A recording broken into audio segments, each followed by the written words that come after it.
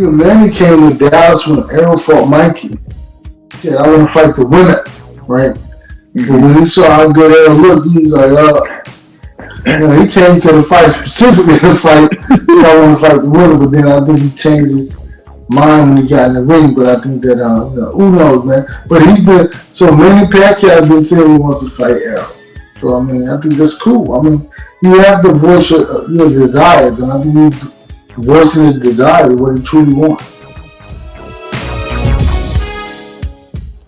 I want to give a shout out to the NBBC. The live streams have been fire. Last week was DT3. This week was Logic, putting it down. Now I don't agree with everything they say, but they still came with the energy. Hopefully one day, sooner than later, our schedules will come together and I could get on one of these live streams and talk to the family.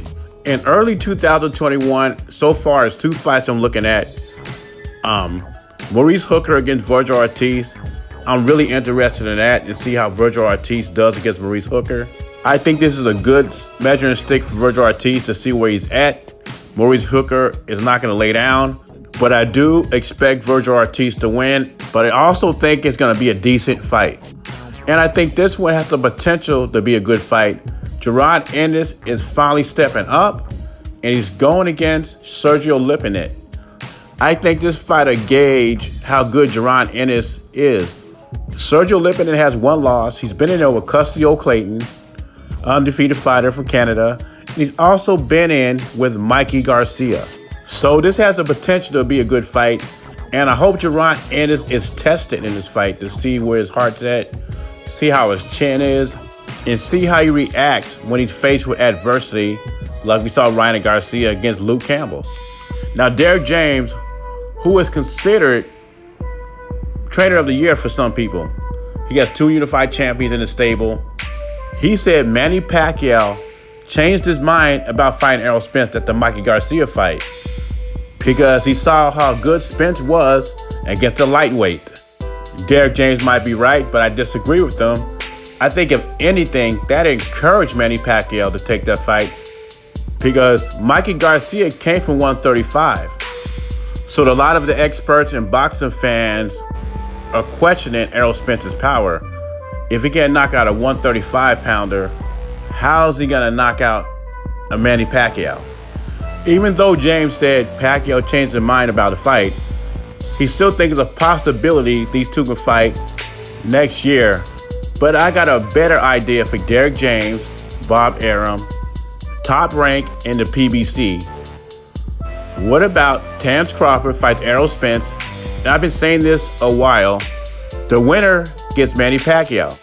And I don't think Manny Pacquiao changed his mind to fight Errol Spence.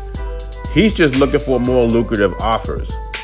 And the Ryan Garcia fight is either as an exhibition or not an exhibition, is more lucrative than the Errol Spence fight.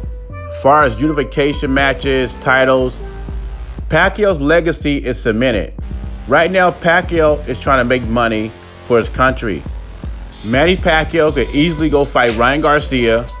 If it's an exhibition, see, it's not clarified whether it's an exhibition or not. That's what Steve Kim says. It's an exhibition. But nothing's official yet. But if it is an exhibition, he can fight Spence late 2021. And as far as him being scared of Errol Spence or knowing how good he is and now he doesn't want to fight him, he saw him in that Danny Garcia fight and he saw film of Errol Spence. And Manny's very confident that he can beat Errol Spence because he thinks Errol Spence is too slow.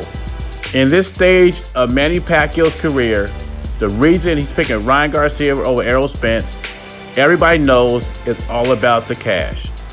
Anyway, leave your thoughts and comments below. Let me know what you think. Jay Beezy, subscribe to the channel. I'm gone.